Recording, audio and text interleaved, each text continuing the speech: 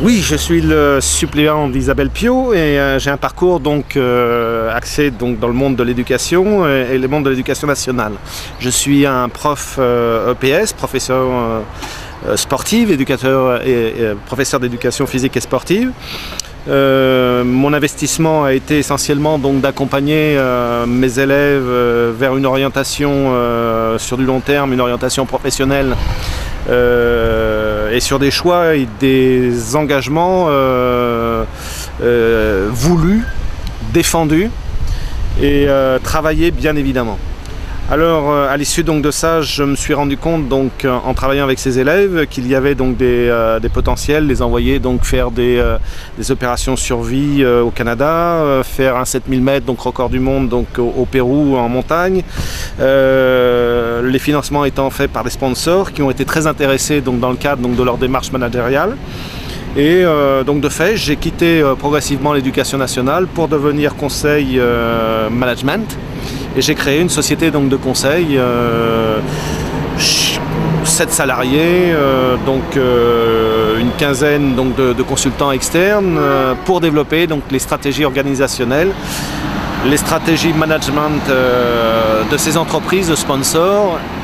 Et pour maintenant accompagner bien évidemment les entreprises à pérenniser l'emploi entre autres et faire en sorte que l'emploi se développe et perdure même dans le contexte actuel qui est extrêmement difficile que l'on connaît à ce stade.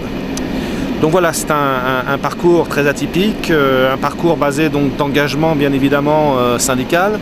J'ai participé donc à des travaux très importants donc dans le cadre donc de du développement donc des entreprises, en allant chercher avec des partenaires type la Direct 77, le Fonds social européen, donc des financements, pour permettre à des TPE, des très petites entreprises, des PME, de pouvoir se développer dans le cadre de la gestion prévisionnelle des emplois et des compétences et effectivement mettre en forme donc des soutiens donc d'emploi, bien évidemment.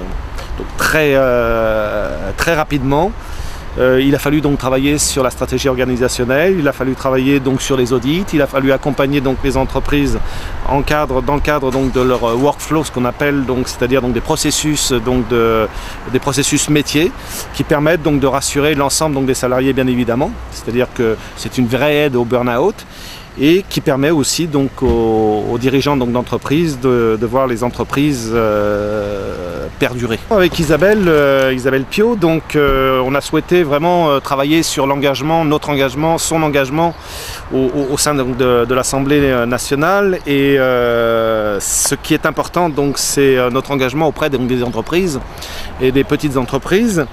Et il est peut-être souhaitable donc de donner cette information ce soir. C'est entre autres le débat public citoyen et engagé qui va être proposé par Isabelle Piot, qui concerne donc la politique et l'entrepreneur donc à Avon. Ça se passera à Avon le mercredi 6 juin à 20h30 au buffet de la gare. C'est un point important où on va pouvoir donner donc des orientations, voire des confrontations sur le développement donc des entreprises. C'est vrai que les subventions, entre autres, ne sont pas forcément toujours données à qui de droit, c'est-à-dire aux PME, TPE qui en ont réellement besoin, mais ce sont des subventions qui sont un peu détournées donc du projet initial. Donc on parlera donc de tout cela et on parlera aussi donc de cette politique et de l'entrepreneur pour comment préserver notre emploi, enfin l'emploi donc des salariés bien évidemment, et surtout aussi le développer, donc recréer un tissu donc social significatif, un tissu qui permet l'évolution économique aussi, mais pas à n'importe quel prix, c'est-à-dire donc dans un management donc très humaniste, c'est-à-dire considérer que les salariés sont libres de choix, libres donc de travailler et qu'ils soient reconnus pour leur travail effectivement en leur donnant bien évidemment les ressources nécessaires, et on parle bien sûr de salaires donc, qui sont des salaires donc, raisonnables, raisonnés et justes. Maintenant, 30 ans après, je rencontre les premiers enfants donc, qui ont participé à toutes ces activités et qui sont dans la réussite. En effet, donc, il y a 30 ans, donc, j'ai commencé à mettre en forme, donc, mettre en place un club donc, dit de roller skating, c'est-à-dire qu'on faisait du patinage donc, de vitesse, puisque moi-même j'étais athlète de haut niveau. Et j'ai créé un club à Avon, au départ c'était un club multisport qui s'appelait la SEC. Et puis de la SEC, on s'est séparés pour des raisons de gestion, on va dire. Voilà. Donc on a créé le club de 2 APN, activité avonnaise, donc de pleine nature. Et on s'est entraîné, on a fait des kilomètres donc, de patinage, on a fait les championnats, les enfants ont été titrés, internationaux, et puis finalement... à un moment donné, donc, qui souhaitaient donc arrêter leur activité sportive parce que les études ou parce que tout simplement ça ne leur plaisait plus, ou ils en avaient marre, ou ils étaient fatigués, blessés, etc.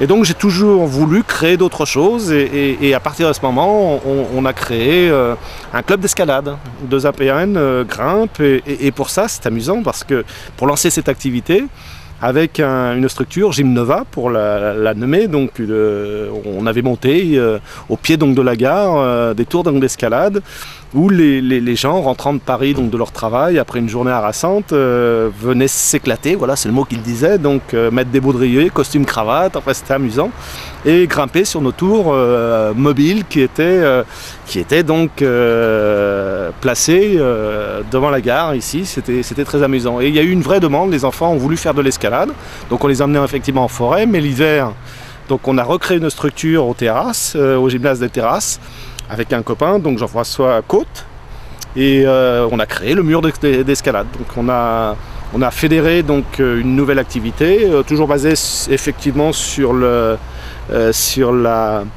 compétition. Et puis toujours pareil, au bout d'un moment, les enfants voulaient arrêter, donc on a créé un club de bicross. Donc je me souviens, en son temps, on prenait nos propres pelles, nos pioches, etc. La municipalité donc, nous avait prêté un terrain et c'est les mômes qui faisaient leur boss, etc. Et ils faisaient des bicross. Donc on a fait de la compétition, voilà, donc pour rechanger après, pour faire du ring hockey. Après, comme les mômes voulaient arrêter leur activité, donc ils ont fait du patinage artistique, etc., etc. Donc c'était très amusant et on a créé aussi une structure qui était beaucoup plus polyvalente, qui permettait donc de supprimer toute contrainte. Donc c'était extrêmement difficile parce qu'il y avait des jeunes bénévoles, donc il y avait une retransmission. C'est-à-dire que les animateurs professionnels, les profs, nous redonnions donc la possibilité à des jeunes bénévoles de reprendre le flambeau. Et on avait créé la structure du Clash. Clash qui voulait dire à l'époque centre de loisirs avonnais sans hébergement. Le Clash, c'était la possibilité donc, de venir faire les devoirs le soir, de s'amuser, d'aller faire du sport quand ils le voulaient, en dehors donc, des horaires scolaires, comme ils le voulaient, avec qui ils le voulaient, sans aucune contrainte. Et ça marchait du tonnerre de Dieu. Donc à l'issue de ça, on a réussi à monter des programmes beaucoup plus ambitieux, c'est-à-dire que les jeunes étaient extrêmement motivés, extrêmement désireux donc, de faire donc, de la performance puisqu'ils étaient reconnus, respectés donc, dans ce qu'ils étaient. C'est-à-dire que nous avons réussi avec France 2 donc, à partir au Pérou faire un 7000 mètres avec les enfants donc, locaux de Fontainebleau à Avon. Et on a fait un film qui s'appelle L'an prochain, je pars à la mer, donc à 28 minutes, où les gamins ont fait des plateaux en direct télé sur France 2, ont connu un peu ce monde médiatique. Ça a été extrêmement intéressant. Et on a suivi après en faisant donc une opération survie au nord-est donc, du Québec, toujours pareil, avec d'autres enfants qui ont bénéficié donc, des structures Clash, d'investissements, d'objectifs bien construit, une volonté, une motivation suffisante qui fait que pendant 11 jours ils sont partis donc sur un raid filmé toujours pareil avec un réalisateur, caméraman, preneur de son prestigieux puisqu'il s'agissait et il s'agit toujours donc d'Antoine de Maximi qui est bien connu donc dans notre région par les nombreux reportages qu'il a fait. Donc Antoine de Maximi, donc, a fait les premiers films avec nous et c'était assez spectaculaire. Donc voilà, et on se rend compte maintenant qu'à l'échéance 2012, tous ces enfants sont dans une réussite importante et qui socialement ont réussi.